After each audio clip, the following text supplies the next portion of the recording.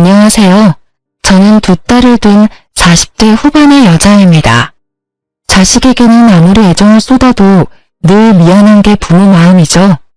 저 역시 가진 것 없는 부모라서 사랑하는 아이들을 너무 고생시킨 것은 아닌가 하는 생각으로 오래도록 지내왔어요. 워낙 준비도 없이 이른 나이에 결혼했고 그마저도 빚이나 다름없던 탓에 신혼을 즐길 여유조차 저희에게는 허락되지 않았어요. 정말 친정 부모님의 희생이 없었다면 그마저도 쉽지 않았을 거예요. 친정엄마가 우리 부부를 물심양면으로 돕겠다고 나서주신 덕에 이악 물고 버틸 수 있었어요. 아이가 생긴 후로는 저를 대신해 다니던 직장까지 정리하고 육아에 전념해 주어서 제가 경력 단절 없이 쭉 직장 생활을 할 수 있었으니까요. 동갑내기인 남편도 첫째가 태어난 후로는 평일에는 공장에서 생산직으로 근무하고 주말에는 일용직으로 막일을 하며 쉼없이 지냈어요. 그리고 밤에는 잠을 줄여가며 공부해 결혼 5년 만에 세무사가 되었답니다. 어디 가서 남편이 세무사라고 말하면 돈 관리 걱정 없겠다. 능력 있고 돈 잘 버는 남편 뒀다. 이렇게 말하곤 하더라고요. 저도 남편이 평생 직업을 얻었다는 것만으로도 앞날이 탄탄대로일 거라 믿었어요. 주변 분들이 많이 축하해 주셨지만 유독 시아버지께서 이 소식에 뛸 듯이 기뻐하셨어요. 아버지, 엄마, 나 이제 공장일도 막일도 안 해도 돼요. 이제 번듯한 직업이 생겼다고요? 이제 고생 끝이에요, 끝. 장하다 아들아. 너희가 결혼하겠다고 했을 때만 해도 걱정이 앞섰는데 이 애비는 이제 걱정 하나도 없다.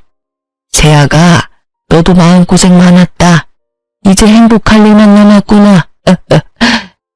아버님께서 응원해주신 덕이죠. 남편 몰래 저희를 얼마나 챙겨주셨어요. 감사해요. 정말 너무 감사드려요. 아니다.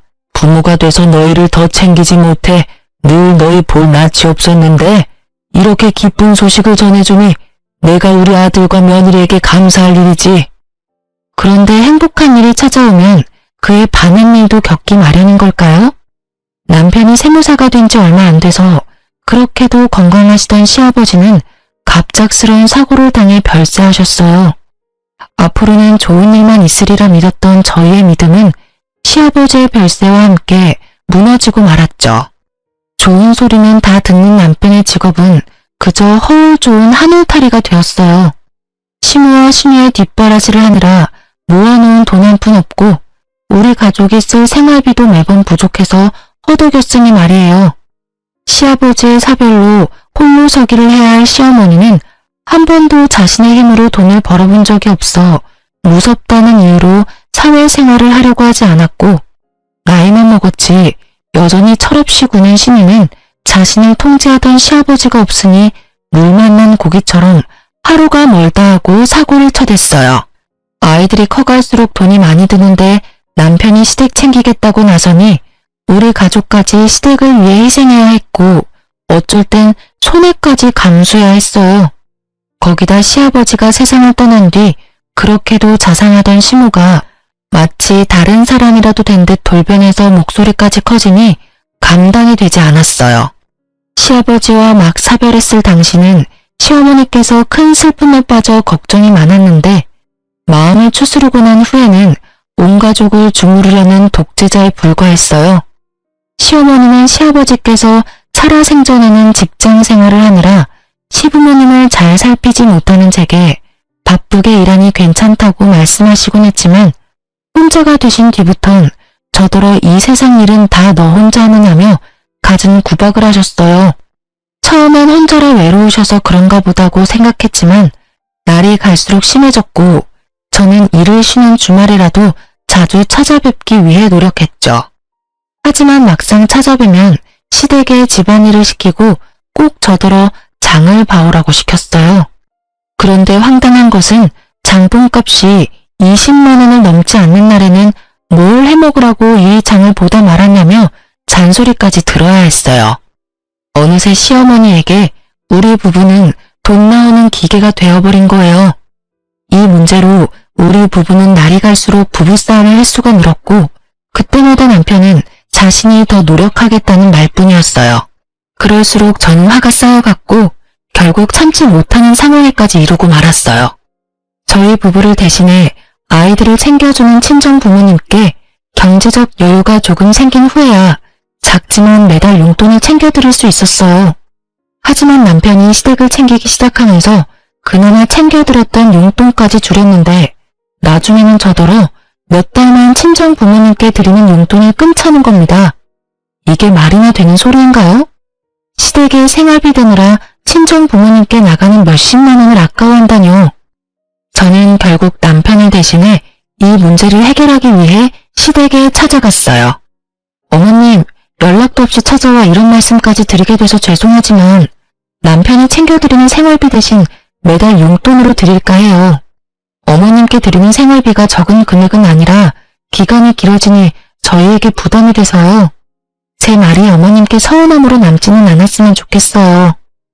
예, 너희가 생활비를 줬으면 얼마나 준다고 그러니? 네 시아비가 벌어다 준 돈의 절반밖에 안 되는 액수야. 나도 원래 씀씀이 줄이고 버티면서 사는 건 모르니? 누가 들으면 돈 1,000만 원은 주는 줄 알겠구나. 저희 네 식구 한 달 생활비만큼 어머님께 드린다는 거 아시잖아요. 맞벌이로 지내는데 외벌이와 다를 게 없을 정도라고요. 아가씨가 사업한다고 벌려놓은 것도 남편이 메꾸느라 진이 빠진다는 건 모르세요? 자식이면 나이든 부모 돌봐주는 건 당연한 이치 아니니? 내가 네 시아비 보내고 얼마나 힘들었는지 몰라? 너 지금 너희 사리사욕 채울 돈이 나한테 오니 아깝다 이거니? 어? 얘 웃기는 애네. 너 고작 남들 비위 맞추는 상담일이나 하면서 바쁜 척은 다 하더니 그것도 네 시부모 챙기기 싫어서 쇼했던 거지? 그럴 리가요. 저희가 사리사욕 채울 게 뭐 있겠어요. 어머님 말씀처럼 부모를 모시는 건 자식의 도리죠. 하지만 그것도 경제적 여유에 맞게 하는 것 아닌가요? 몇 달 전부터는 남편이 저희 생활비는 제때 주지도 못하고 있어요. 어머님과 아가씨 챙기기 위해 제 자식들에게 부족함을 느끼게 할 순 없는 거잖아요. 네 자식들 키우느라 내 자식이 도리를 하는 걸 지금 방해하겠다 이 말이야? 참나, 너 지금 돈 번다고 시어미 앞에서 유세했더니? 어떻게 손주들 운운함에 없는 척을 해? 되바라진 것. 어차피 너랑 결혼 안 하고 있었으면 아들 버는 돈은 다 우리 위에 쓸 돈이었어. 네가 뭐라고 아들이 나 챙기는 걸 참견해? 어머님 말씀대로 저와 결혼 안 했으면 그랬을지도 모르죠. 그런데 지금은 가정이 있는 가장이잖아요. 이걸 따지는 게 무슨 의미가 있나요? 어머님도 이제 자식 그늘에서 그만 나오세요. 당연하다는 듯 저희에게 도움만 받고 계시지 마시고요. 앞으로는 이전에 챙겨드린 생활비 대신 용돈으로 챙겨드릴 테니까 생활비는 이제 어머님과 신우가 해결하면 좋겠어요. 너 내가 우습니? 어떤 며느리가 시어미한테 밖에 나가 일을 해라 마라 간섭을 해. 그렇게 너희 생활이 쪼들리면 네가 주말에도 사돈한테 애들 맡기고 나가 일하면 되는 거 아니니? 좋아. 네가 주말에도 일하면서 지내는데도 생활이 힘들면 그땐 생활비로 200만 원씩만 보태라. 더는 양보 없다. 그런 줄 알아. 어머님께서 저희 아이들을 돌봐주시는 것도 아닌데 그럴 수는 없죠. 매달 저희 친정 부모님께 드리는 용돈만큼 1원도 차이 없이 드릴게요. 저희도 지금보다 열심히 해서 나중에 부족함 없이 챙겨드릴 수 있도록 할게요. 예, 내가 왜 사돈댁과 같은 액수의 돈을 받아야 하니? 내 아들이 너보다 돈을 더 잘 버는데. 그리고 애들 사교육비로 나가는 돈만 100만 원은 된다고 들었다. 애들이 뭘 안다고 그 큰 돈을 써? 이참에 애들 학원을 끊어라. 그리고 그 돈을 네가 주려는 용돈에 얹어서 주렴. 그럼 이렇게 말싸움 안 해도 되고 얼마나 좋니? 머리 조금 굴리면 될 일을 왜 무식하게 구는지 원. 아무리 그래도 친할머니라는 사람이 애들에게 나가는 돈까지 탐내다니 이건 이해의 범위를 넘어섰다는 생각밖엔 들지 않더라고요. 저는 시어머니의 말에 너무 기가 차고 분노가 치밀어 올라 부양가족인 신우더러 정신 차리고 직장을 알아보게 하면 되지 않느냐고 버럭 소리를 쳤어요. 시어머니도 눈이 뒤집혀서는 신우 앞길을 막으려고 한다며 맏며느리가 시어미한테 주는 돈을 아까워하는 게 맞냐고 노발대발하며 제 머리채까지 잡았어요. 쇼핑을 다녀왔는지 백화점 쇼핑백을 양손 가득 들고 귀가한 신우가 저와 시어머니를 말려 간신히 육탄전에 멈췄네요. 하지만 떡하니 찍힌 값비싼 명품 쇼핑백을 보니 개처럼 쓰는 집안 뒷바라지나 하려고 정승처럼 벌었나 하는 생각에 억울함이 밀려왔어요. 제 고생이 다 남의 식구를 위해 한 것만 같았거든요. 그날 밤 제가 시댁에 다녀왔다는 사실을 알게 된 남편은 어떻게 자기 가족들에게 무례하게 굴 수 있냐며 장남이 집안을 책임져야 하는 거 아니겠냐고 끝까지 저를 설득하려 들었어요. 내가 더 열심히 하겠다고 얘기했잖아. 부부 사이에 그런 믿음도 없이 냅다 우리 집에 찾아가서 그렇게 말하면 누가 좋겠어? 내가 장모님께 드리는 용돈을 평생 끊자는 것도 아니고 몇 달인데 그게 우리 엄마를 찾아가서 따질 정도로 큰일도 아니잖아. 뭐? 큰일이 아니야? 당신은 당신 낳아준 부모만 중요해? 막말로 지금 상황에선 당신네 집안이 짐처럼 느껴지기밖에 더하냐고. 어머님께서 우리 애들을 하루라도 봐준 적이 있어? 매번 말로만 고생한다고 하셨지 우리를 위해 뭐 하나 신경 써주신 적 있냐고. 내가 한두 달도 아니고 언제까지 당신 이러는 걸 보고만 있어야 하는데. 아버지 떠나시고 엄마 힘들어하는 걸 같이 봐놓고도 넌 어떻게 이리도 매정하냐? 장모님이 혼자가 돼도 이럴 수 있어? 적어도 당신처럼 미련하게 굴진 않겠지. 엄마가 어머님처럼 자식 그늘에 숨어만 있으려 하지도 않으실 거고. 우리 애들 앞으로 나가는 돈을 아껴서 주려는 할머니가 어딨어? 나 이제 더는 잠자코 못 있어. 우리 코가 석자야. 제발 정신 좀 차려. 여보, 힘든 건 나도 너무 잘 알아. 하지만 내 가족도 이해 좀 해주라. 당신이 가장이자 장남이라고 생각해봐. 나라고 편하겠어? 매일이 전쟁이야. 당신만이라도 좀 내 편에 서서 이해해줘야 나도 숨 좀 쉬지. 당신까지 이렇게 몰아붙이면 나는 어떡하냐? 어? 남편은 역시나 본인이 장남으로서 최대한 역할을 해야겠다며 고집을 부렸어요. 자기도 매일 힘들게 버티는 거라며 아내인 제가 힘이 되어줘야 하는 것 아니냐는 남편에게 제가 무슨 말을 더 하겠어요. 저는 제가 번 돈은 절대 시댁에 쓰이지 않는 것을 약속받고 매달 드리는 생활비도 100만 원만 드리는 걸로 남편과 이야기를 끝냈어요. 그리고 얼마 뒤 남편이 보낸 생활비가 줄어든 것을 본 시어머니는 그 돈으로 어떻게 살라는 거냐며 난리를 쳤어요. 적어도 200만 원은 줘야 따뜻하게라도 둘이 먹고 살지 않겠냐면서 남편에게 우는 소리까지 하더라고요. 남편은 그런 시어머니의 모습에 안절부절 못했지만 저는 절대 굽히지 않았어요. 그러자 도끼 가득 찬 눈빛으로 저를 쏘아보며 바늘로 찔러도 피 한 방울 안 나올 거라며 막말을 퍼부었죠. 그 후 시어머니는 대놓고 저를 더욱 콜드하기 시작했고 나중에는 시댁에 발도 못 들이게 출입을 막았어요. 이게 이렇게 멸시받을 정도의 문제인가 하는 생각이 끝도 없이 들었지만 좋은 게 좋은 거라고 차라리 잘 됐다 싶어 굳이 관계 개선을 하기 위한 노력은 하지 않았어요. 안 좋은 사이일수록 멀리하는 게 서로 좋잖아요. 어차피 미움받은 김에 저는 정말 며느리로서 최소한만 하며 그렇게 지냈어요. 하지만 여전히 남편은 저 몰래 용돈이라는 명목으로 시어머니와 신우에게 돈을 줬고 우리 가정의 생활은 나아질 게 없었어요. 그래도 더는 가타부타하지 않았죠. 남편이 제 눈치는 보였는지 더는 신우가 큰 사업을 벌리지는 않았거든요. 그리고 빠듯하지만 이전처럼 친정 부모님께 드리던 용돈도 변함없이 챙겨드릴 수 있었어요. 한창 말하기 좋아할 나이인 아이들이 친정 부모님께 우리 부부의 이야기를 위조할 고조할 말한 탓에 친정 부모님께서는 용돈 받는 걸 부담스러워하셨지만 남편은 자기 가족들 챙긴다고 저러고 있는데 저도 제 가족을 챙겨야겠다는 생각에 고집을 부렸죠. 이렇게라도 해야 제가 덜 화가 나니깐요. 그렇게 아끼고 아끼며 지내기를 수년, 늘 어린이로 멈춰있을 줄만 알았던 우리 딸들이 어느새 커서 사춘기에 접어들었어요. 집이 좁아 안방을 아이들에게 내어주고 작은 방에서 남편과 지내지만 시기가 시기인 만큼 아이들도 자신의 방이 필요하다며 조르더라고요. 친구 누구는 혼자 쓰는 방이 우리 집 안방만 하다. 또 다른 친구는 엄청 호화스러운 집으로 이사를 갔다. 이런 말을 하는 것을 들으면서 참 가슴이 미어졌어요.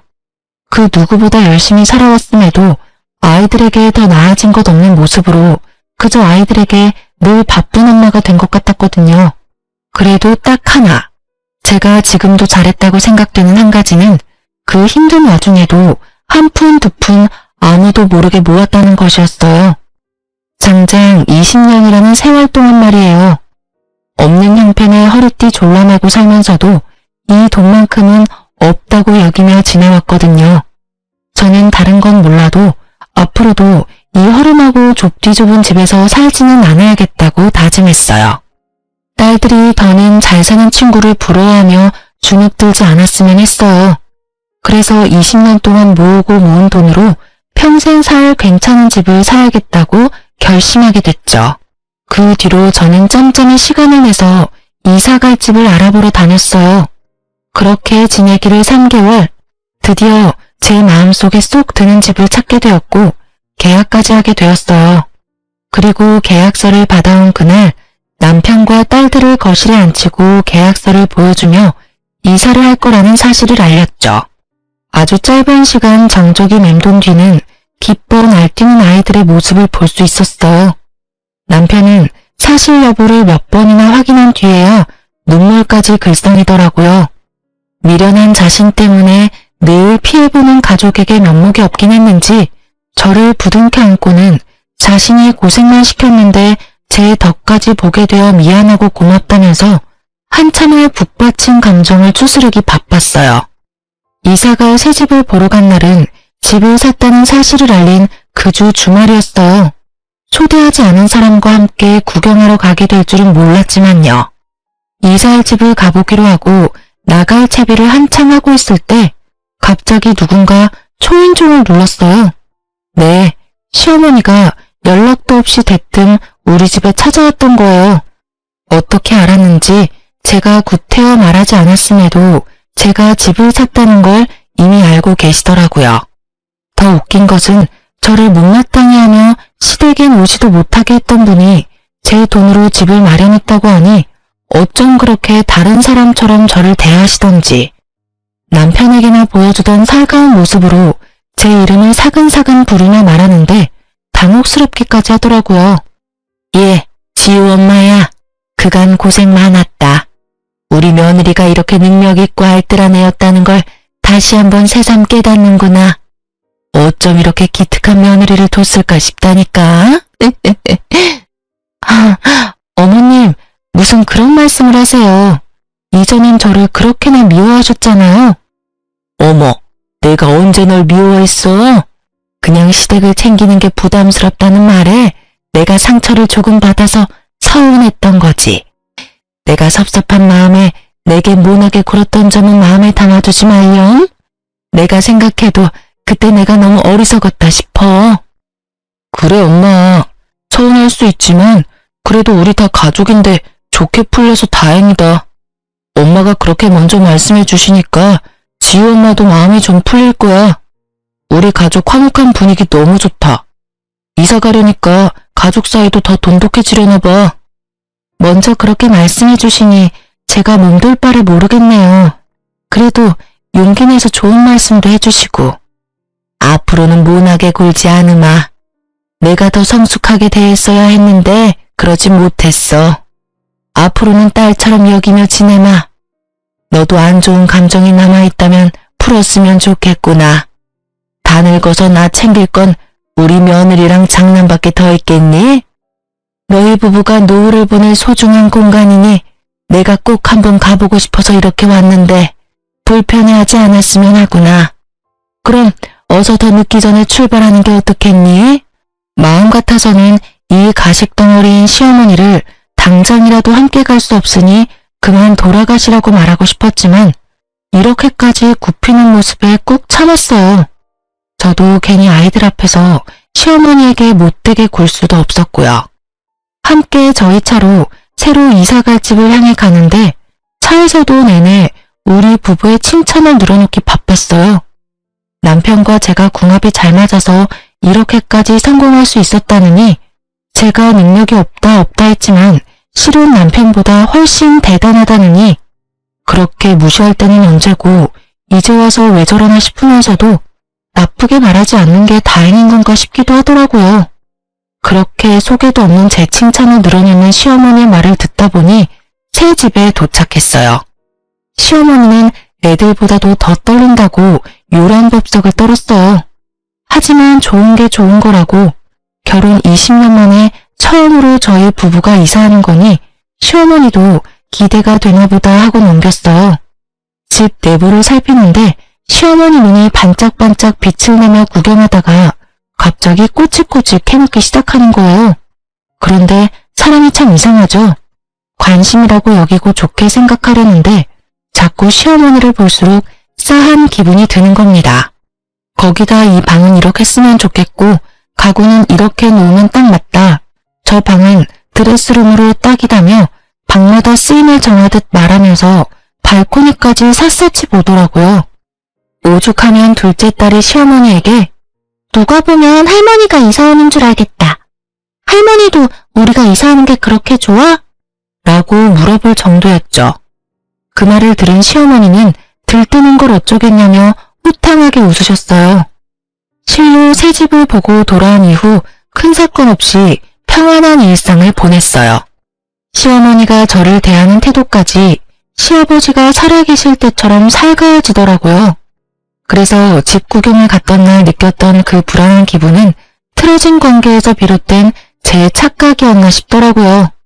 지금 생각해보면 착각이길 바랬나 싶네요. 남편과 시어머니가 더 이상 제 가정에 피해를 주지 않으니 점점 제 마음도 풀려갔죠. 온 가족이 이삿날만을 고대하며 그렇게 행복한 마음으로 지냈어요. 뒤에서 시어머니가 어떤 작당모의를 하는 줄도 모른 채 이제야 모든 게 잘 풀리는 것 같다고 바보 같은 생각까지 하면서요. 그러나 어김없이 우리 가족의 이사 당일 문제가 터지고 말았습니다. 한 집에서 20년을 사니 어찌나 짐이 많던지 이삿짐 센터에 사다리차까지 부른 대이사였어요. 그래서 이른 아침부터 준비해 일찍이 짐을 옮겨 차에 싣고 새 집으로 향했죠. 도착해서는 저와 남편이 본격적인 이사를 위해 현관문을 열어두려고 부르나케 새 집으로 올라갔어요.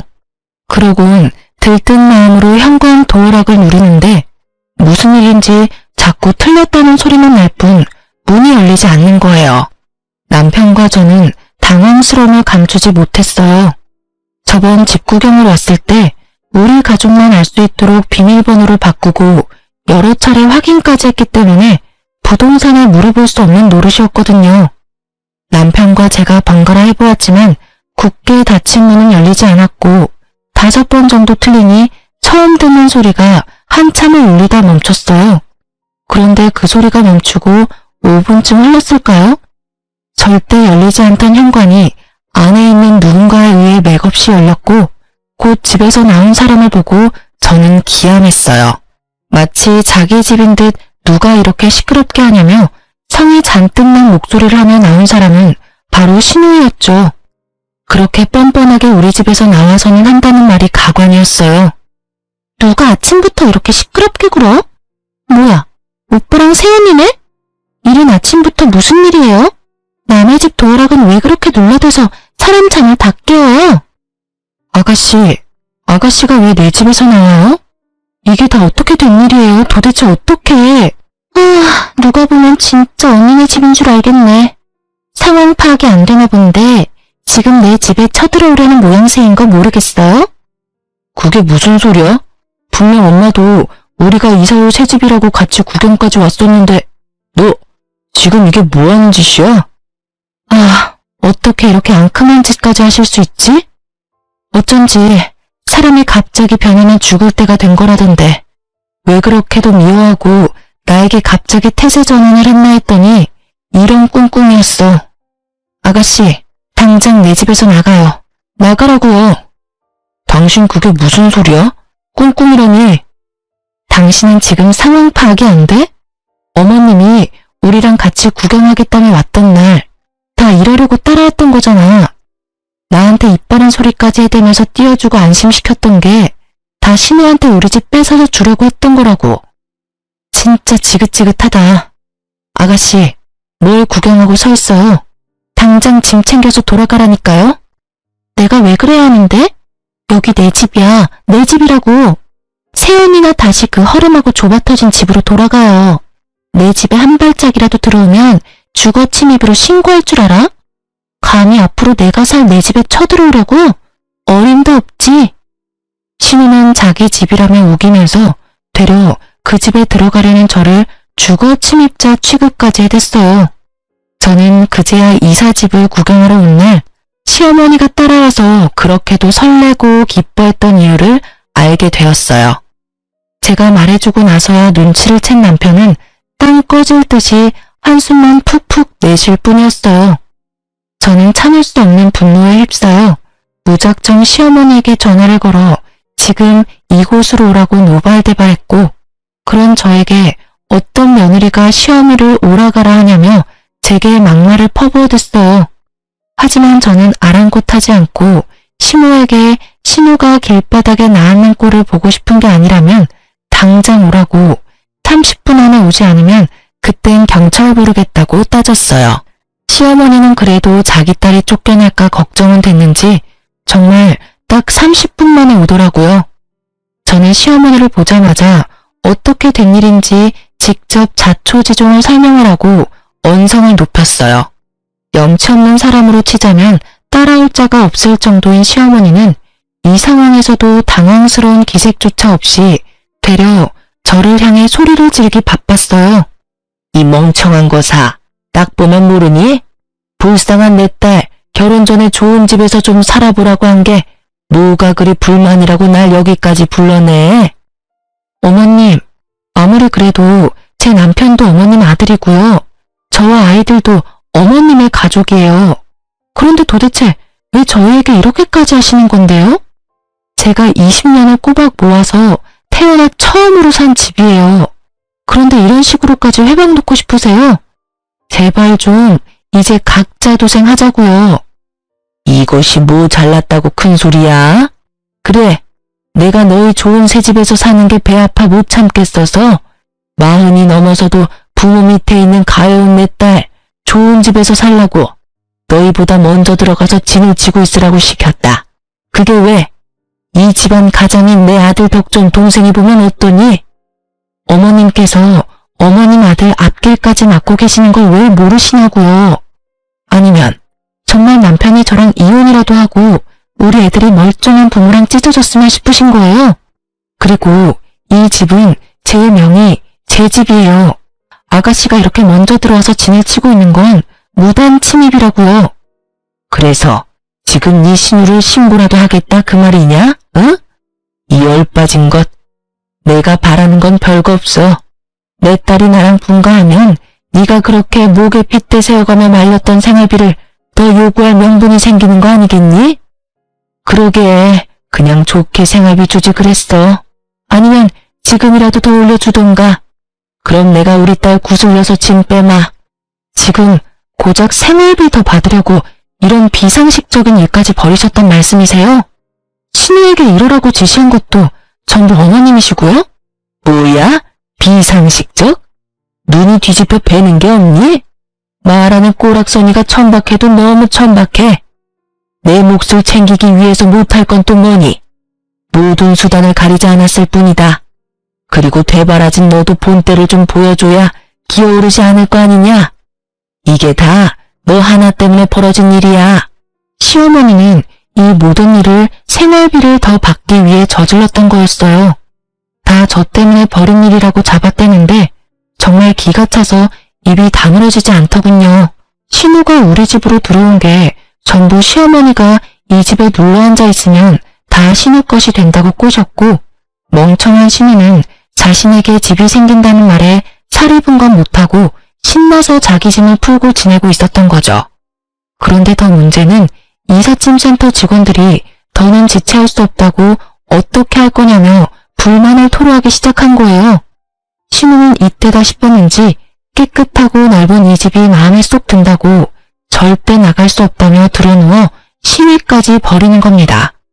이런 중대한 일에 애도 아니고 말도 안 되는 때를 쓰는 게 맞는 건가요? 저는 하는 수 없이 이삿짐 센터에 양해를 구하고 다음 날로 이사를 미룬 뒤 직원들을 돌려보냈어요.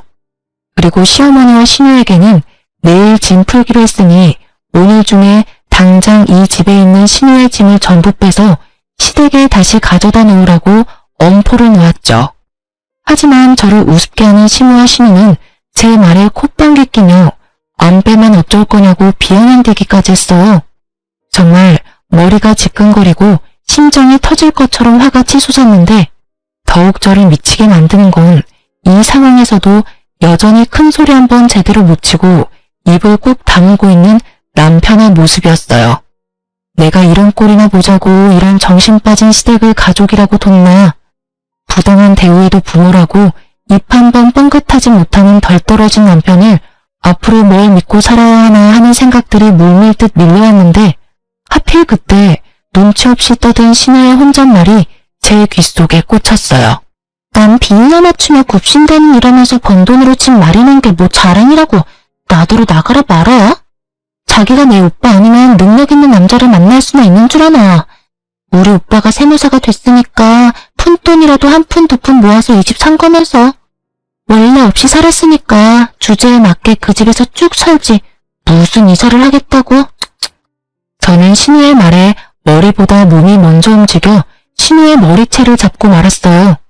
결국 신우와 시누를 상대로 몸싸움까지 벌이게 되었고 남편과 딸들까지 나서서 간신히 멈췄지만 제 분은 풀리지 않았어요. 저는 더는 말 섞고 싶지도 않고 한 공간에 함께 있고 싶지 않으니 당장 신우 짐을 싹 가지고 이 집에서 썩 꺼지라고 소리쳤어요. 그러고는 짐 빼기 전까지 한 발짝도 움직이지 않겠다고 마음먹었어요. 하지만 신우와 시어머니는 제 말을 들은 척도 하지 않고 괜한 힘만 빼서 허기가 진다며 식사하러 가버렸죠. 제가 어쩌지 못할 거라고 생각했던 거예요. 저는 남편에게 아이들 먼저 친정에 데려다 주라고 시켜놓고 혼자 남은 틈을 타 신우의 짐을 모조리 쓰레기장에 가져다 버리고 업체를 불러 현관까지 다 뜯어 고쳤어요. 뭘 하다 왔는지 해질녘에야 신우와 시어머니가 돌아왔어요. 하지만 바뀐 도어락 덕에 집 안으로 발도 들이지 못한 채 한참을 복도에서 난리만 치다 다음날 다시 올 테니 두고 보라고 소리친 뒤 돌아갔어요. 저는 미리 이삿짐 센터에 다음날 짐 옮기는 것을 일찍 했으면 한다고 부탁했고 다행히 우리 때문에 꼬인 일정이 있었다며 이삿짐 센터에서도 흔쾌히 수락해줘서 다음날 시댁 식구들이 쳐들어오기 전에 이사를 모두 마칠 수 있었어요. 남편 짐은 고스란히 시댁으로 다시 보냈는데 그때 잠이 섞였는지 남편이 제게 연락해 이게 어떻게 된 일이냐고 연락이 오더라고요. 저는 내 집에는 당신을 포함해 당신의 가족들은 한 발짝도 들일 수 없으니 그런 줄 알라고 말한 뒤 전화를 끊어버렸죠. 그제야 남편은 위기감을 느꼈는지 채주도 않은 얼굴로 찾아와서는 제게 잘못했다고 싹싹 빌었어요. 여보, 당신 왜 이래? 문 좀 열어봐. 우리 대화로 풀자, 응? 내가 잘못했어. 내가 당신의 편에 섰어야 하는데 미안해. 앞으로는 절대 이런 일 없도록 내가 잘 처신할게. 제발 얼굴 보고 이야기해. 애들 올 시간 됐으니까 돌아가. 애들한테 이런 추접스러운 모습 보이고 싶은 거 아니면. 그리고 우리 부부는 어제부로 끝이니까 그런 줄 알아. 대화는 내가 아니라 너희 가족이랑 실컷 하면서 살고. 끝이라니 그게 다 무슨 소리야. 지금 이혼이라도 하자는 말이야? 절대 안 돼. 절대. 당신이 많이 화가 나서 욱하는 감정이 이러는 거잖아. 진심 아니라는 거 다 알아. 그럼 내가 내일 다시 올게. 그때까지 마음 다독이고 나서 천천히 대화하자. 내일도 모레도 쭉 당신 낯짝은 이제 꼴도 보기 싫으니까 내 집에 찾아올 생각하지 마. 내 진심을 곡해하지도 마. 나 이제 당신이랑 부부로 살기 싫어. 당신 가족들 때문만 아니라 당신한테 질려. 이혼해. 화가 나서 마음에도 없는 말을 하는 거라며 부정하는 남편이 왜 이리도 멍청하게만 보이던지 매사에 어물쩍하게 시댁 식구와 우리 가족 사이에서 저울질하던 남편이 꼴도 보기 싫어서 문도 안 열어준 채 인터폰으로 이혼 선언을 해버렸어요. 남편은 이혼하자는 말을 듣고는 울먹거리면서 안 된다고 애원하는데 이미 정이 떨어져 버린 후라 그런지 그 모습조차 소름 끼치더라고요. 저는 그런 남편에게 더는 내 남은 인생에 당신과 시댁은 끼워넣고 싶지 않다고 말했죠. 그런데 남편은 이 말을 듣고 갑자기 돌변해서는 현관에 미친 듯이 두드리며 소리쳤어요. 자식 생각은 안 하고 자기 인생만 생각하는 주제에 뭘 잘났다고 이혼을 입에 올려? 여유 생기니까 나를 짐짝 취급하는 거 아니야? 그래서 내치는 거 아니냐고. 당신만 20년을 고생하면서 살았어? 나도 당신 눈치 보랴 엄마 눈치 보랴 마음 편할 날 없이 아등바등 살아왔잖아. 그런데 이제 와서 뭐라고? 다 이러려고 그렇게 이악 물고 내 동생 내쫓은 거지? 문 열어? 문 열라고. 이제 당신 마음대로 생각해 그럼. 내 집에 무단으로 침입해서 짐까지 풀고 지낸 건 당신 동생이야. 난 내 집을 찾을 권리가 있는 거고. 내가 이런 수모를 겪으면서 언제까지 당신 가족들을 참아줘야 하는데? 남편인 당신도 아무것도 안 하고 방관이나 하고 있는데 내가 뭐하러 당신과 부부관계를 이어가고 남보다도 못한 당신 엄마랑 동생을 가족으로 여기며 살아야 하느냐고. 나도 이제부터 내 아이들, 내 부모만 챙기면서 살 거야. 네가 혼자 네 부모한테 효도한답시고 우리 힘들게 할 때 나는 차마 내 부모님한테 못했던 효도 나도 이제부터라도 하면서 살 거라고. 그러니까 이혼해. 이혼하자고 제발. 그럼 너도 내가 내 부모 챙길 때 네 부모 챙기지 그랬어. 왜 다 내 탓을 하려고 드는 건데? 네가 못한 건 네 탓이지 내 탓이 아니야. 우리 애들 때문이라도 이혼은 절대 안 돼. 이왕 이렇게 된 거 며칠 애들이랑 시간 보내면서 잠시 생각 정리하고 다시 대화해. 남편은 성인한 성은 다 내놓고 이혼은 안 된다며 인심 쓰듯 생각 정리할 시간을 주겠다고 말하곤 돌아갔어요. 하지만 저는 아랑곳하지 않고 아이들에게 이혼에 관한 설명한 후 동의를 얻고 곧장 이혼소장을 날렸습니다. 그런데 얼마 후 이혼소장을 본 시어머니가 남편보다도 먼저 제 집에 찾아와서는 깽판을 쳤어요. 여태 내 아들 개고생은 다 시켜놓고 뭐? 이혼? 돈 걱정 끝나니까 내 아들을 버리겠다 이거냐? 뭐 이런 게 다 있어? 벌레만도 못한 것이 뻔뻔해도 정도가 있지. 소송 취하해. 양심도 없이 니깎게 이혼은 무슨 이혼이야? 엄마라는 것이 자식한테 죄 짓는 건 줄도 모르고. 어머님, 제가 오늘 이렇게 어머님을 마주한 이유는 그딴 소리나 들으려고 한 게 아니라 그래도 이혼을 앞둔 입장에서 마지막 예의라도 차리기 위함이에요. 이혼은 어머님이 아니라 남편과 하는 거니까 가타부타 하지 마세요. 저희 부부 이혼하겠습니다. 반대를 하시려거든 남편에게나 이야기하세요. 야, 이 되바라진 게 지금 뭐라고 주둥이를 놀리는 거야? 시어머니는 자기 분에 못 이겨 제게 마구잡이로 손을 휘두르며 듣기 거북한 막말을 쏟아냈어요. 저는 이제 정말 끝이라는 마음으로 큰 반항은 하지 않았어요. 그렇게 한참 동안 저를 괴롭히던 시어머니는 저더러 사람도 아니라며 한 번만 더 이혼 얘기를 들먹이면 그땐 진짜 가만두지 않겠다고 경고하고는 돌아가셨어요. 거울에 비친 제 몰골은 암담하더군요. 하지만 괜찮았어요. 저는 시어머니가 제게 한 막말을 전부 녹음한 파일을 챙겨 병원으로 향했고 치료받은 진단서를 떼서 곧장 시어머니를 신고했어요. 그런데 못된 시어머니와 남편은 간사하기까지 했어요. 제가 신고했다는 사실에 겁이 났는지 남편은 그제야 제게 와서는 앞으로 시모와 시누를 안 보고 살겠다며 약속할 테니 이혼소송 취하하고 시모를 신고한 것도 제발 합의해달라며 눈물로 호소하더라고요. 시어머니도 다 늙은 자신의 앞날이 걱정됐는지 문제가 커졌다는 것을 알고는 제게 무릎까지 꿇고 손이 발이 되도록 용서를 구하더군요. 그러면서 하는 말이 제가 아들 덕을 보는 것 같아 눈에 뵈는 게 없었다나요? 더 이상 저희 부부에게 돈 달라는 말도 하지 않겠다는 뻔뻔한 거짓말까지 하는데 우습기 짝이 없더라니까요. 뭐든 때가 있는 건데 왜 그걸 여태 알지 못했는지. 처량한 두 모자의 신세를 보고 있자니 한심할 뿐. 긴 세월 겪은 멸시와 차별도 모자라 제가 힘들게 산 아파트까지 공짜로 가져가려 했던 몰상식한 인간들을 용서할 마음은 눈꼽만큼도 들지 않았어요. 그래서 남편과의 일도 심오할 문제도 법정에서 그 시시비비를 가려 깔끔하게 정리했답니다. 한동안 전남편과 시모가 저를 찾아와 바짓가랑이를 붙들어대는 통에 다른 이유로 골머리가 썩긴 했지만 그래도 통쾌했어요. 그렇게 무시하던 저에게 법이 무서워 애원하는 꼴이라니 말이에요. 거기다 이혼 후 면접 교섭일이면 딸들이 전남편을 만나고 왔는데 그럴 때면 애들이 한숨을 푹푹 내쉬게 물어보니 자기들을 만나러 나온 전남편의 모습이 남루하기 짝이 없어서 마음이 답답하다고 하더라고요.